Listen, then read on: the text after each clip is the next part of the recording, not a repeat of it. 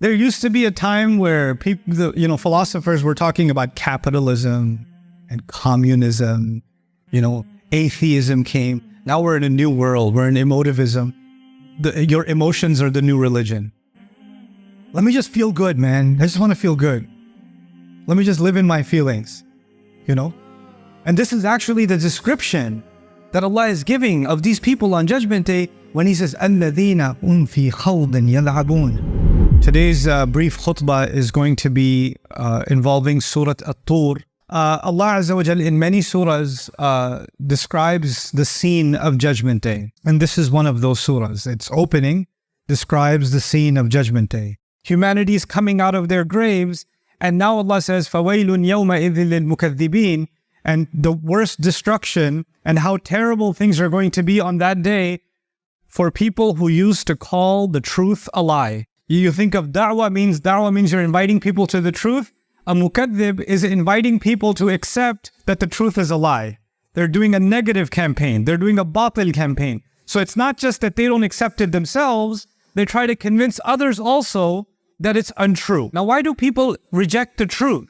It's not because people are evil. You and I, even though we're Muslim, but within Islam, within your family, somebody comes and tells you something that's true, but if you accept it, your father's not going to like it. Or if you accept it, you might have to quit the business, or you might lose some money, or you might have to pay somebody back. There's a price to pay. So now what do we do with that truth? Nah, that's not true. No, that didn't happen. And now deep inside, that you're wrong, but to make yourself feel better, you promote that you're the one who's right, and the truth is also actually false. This is a way of defending yourself. So that's one description of people on Judgment Day that will not be able to hide what they used to do. وَيْلٌ يَوْمَئِذٍ لِلْمُكَذِّبِينَ. But then Allah gave them a second description. And this is where things get very interesting in the surah. The description here is الَّذِينَ هُمْ فِي خَوْضٍ يَلْعَبُونَ. Those who are drowned in, now I won't translate the word yet, they are drowned in khawd. The Arabic word is khawd, and they're playing around. يَلْعَبُونَ, they're playing around.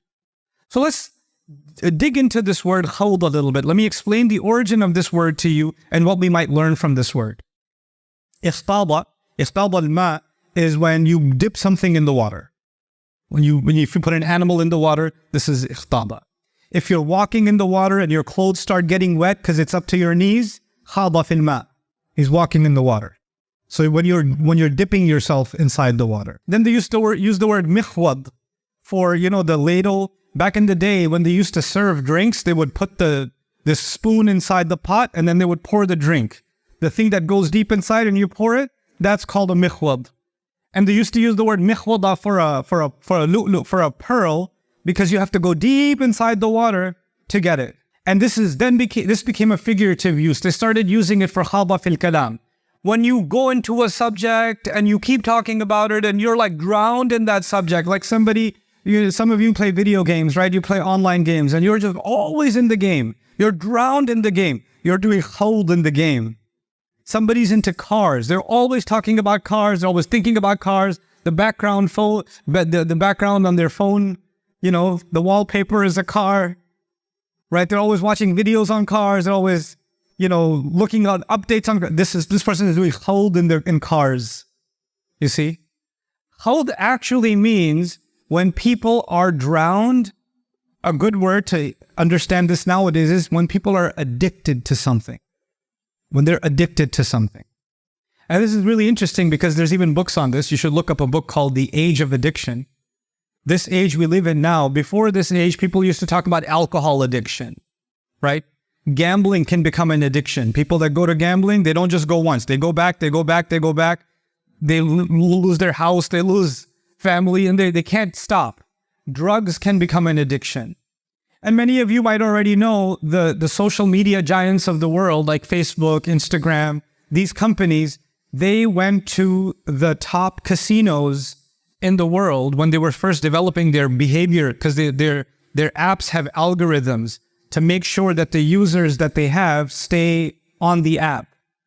So they don't just want you to turn TikTok on and then turn it off. They want you to turn it on and then swipe again and then swipe again. So they had to study behavior, right? So they actually went to the casino industry and they got the best psychologists, because the casino industry first hired psychologists to make sure that when people sit on that slot machine to get the money out, how do we keep them there?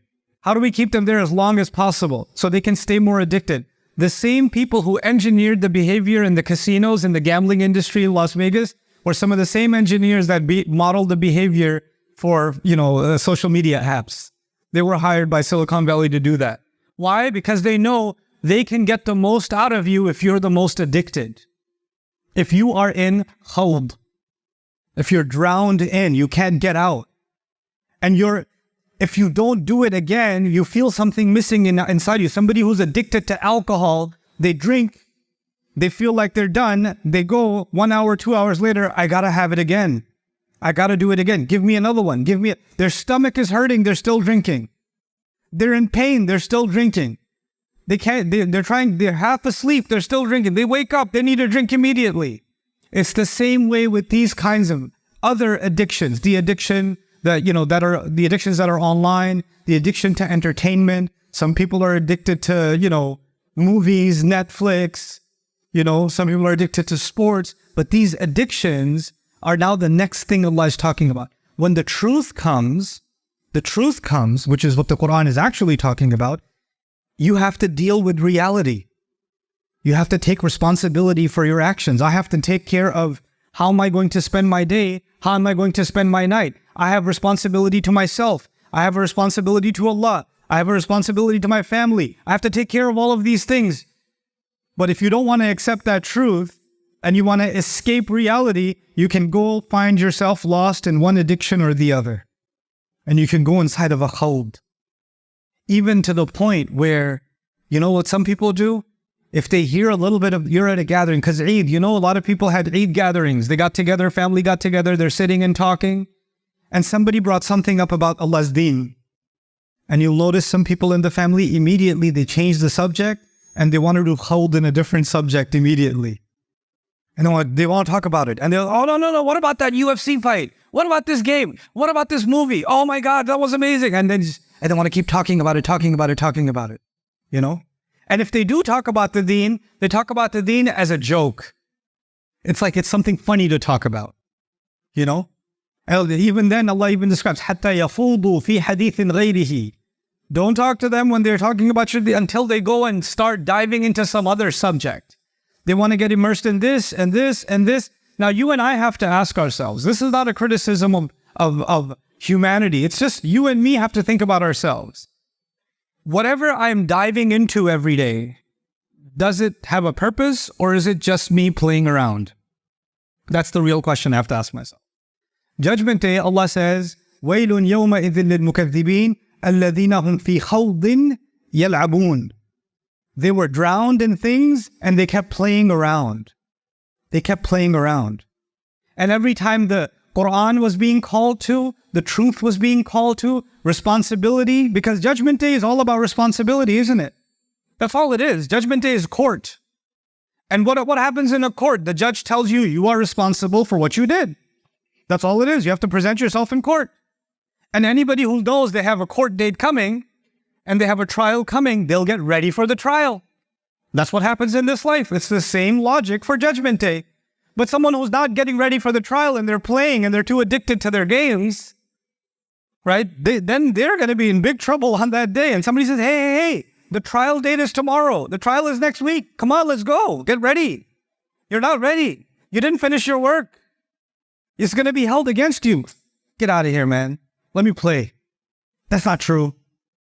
These people are so extreme. They're so extreme. They're so negative. Let me just live my life. There used to be a time where people, philosophers were talking about capitalism and communism. Atheism came. Now we're in a new world. We're in emotivism. Your emotions are the new religion. Let me just feel good, man. I just want to feel good. Let me just live in my feelings, And this is actually the description that Allah is giving of these people on Judgment Day when He says, الَّذِينَ هُمْ فِي خَوْضٍ يَلْعَبُونَ. And when someone's drowned in something, they're not moving. They're stuck. They're in the same place. When you find people that have an addiction, you meet them last year, they were exactly the same place. You meet them next year, they're exactly in the same place. Like the world changed, but they're exactly in the same place. You know what? When people don't move, then Allah will make them move. So He says, وَالَّذِينَ يَوْمَ يُدَعُونَ إِلَى نَارِ جَهَنَّمَ دَعَا. They'll be pushed towards the fire of hell. They're going to be pushed because they're not moving themselves. They don't want to go. هذه النار التي كنتم بها تكذبون. This is the fire that you were calling a lie. أفسحر هذا? Is this magic? أو أنتم لا تبصرون, or you can't see. Because you say, I don't see any fire. When you used to say, hey, astaghfirullah, don't do that. You should be afraid of Allah. You should be afraid of judgment. Oh yeah? Oh, I should be afraid of fire? I don't see any smoke. I don't see the temperature increasing. Where's the fire? Allah says, oh, is this a lie too? When judgment day comes? أم أنتم لا تبصرون, or you don't see it. اصلوها فاصبروا ولا تصبروا سواء عليكم إنما تجزون ما كنتم تعملون. Now go enjoy it. Go inside it. You want to be patient now or you don't want to be patient now? It doesn't matter anymore. Now it's of no value. Now your sabr is of no value. Now I want to wrap this khutbah up on the flip side, on the other side of this equation. Is what Allah says is going to be the people that are not in trouble on Judgment Day. Allah says, إِنَّ الْمُتَّقِينَ فِي جَنَّاتٍ وَنَعِيمٍ. That's all He says. People that protect, the people of taqwa are in Jannah and they're relaxed. That's what He says. And the rest of the ayat are a description of Jannah, which may be for another time. Almost 300,000 souls have already been gifted a Bayyinah TV sponsorship, and the impact has been immense. But over 50,000 eager students who can't afford it are still waiting to begin their journey. You can help. Visit bayyinah.com/gift to share the gift of the Quran so that another soul can explore the depths of Allah's words. Their access lasts a year, but its impact may last a lifetime. I want you to help me help them and give the gift of Bayyinah TV today.